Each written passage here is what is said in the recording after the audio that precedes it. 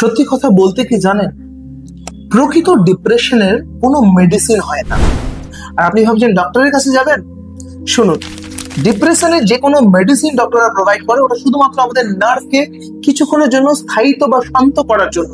এর কোনো proper solution তারা দিতে পারবে না।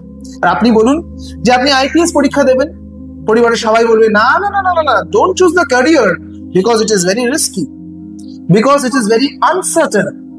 তাহলে কি করব? চুরি করব। একটা সময় আমরা সমাজের যে সকল মানুষকে ভাবতাম নিম্নগামী মানুষ, চুরি করলে তারা লুকিয়ে বেড়াতো, এখন কোথায় তারা এই বুক চিতিয়ে ঘুরে বেড়াচ্ছে। একটা ক্লাস অফ পিপল যারা প্রচন্ড লড়াই করে, পরিশ্রম করে, মেধার দ্বারা, বুদ্ধির দ্বারা কোনো কিছু অ্যাচিভ করার চেষ্টা করছে। আমাদের ছোট ছোট পরিবারগুলো তাদেরকে সাপোর্ট না করে বারবার এক্সাম্পল হিসেবে তুলে ধরছে তাদেরকেই, একটা সময় যাদেরকে তারা নিম্নগামীর চোখে দেখার চেষ্টা করতো। নিম্নগামী কেন বললাম? কারণ তাদের মেন্টালিটি, তাদের থট প্রসেস সবটাই একটা চুরি বৃত্তশীলতার উপর নির্ভরশীল। আমার সকল ছাত্রছাত্রী এবং সকল গার্ডিয়ানদেরকে বলছি, ছেলেমেয়ের নাম্বার দেখে বা নিজেদের রেজাল্ট দেখে একদম ডিপ্রেস হবেন না।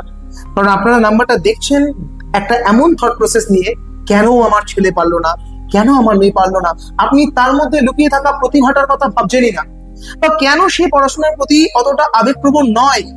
আর শুধুই কি পড়াশোনার দ্বারা সবকিছু অ্যাচিভ করা যায়? প্রথাগত পড়াশোনার দ্বারা? সেটাও কিন্তু নয়।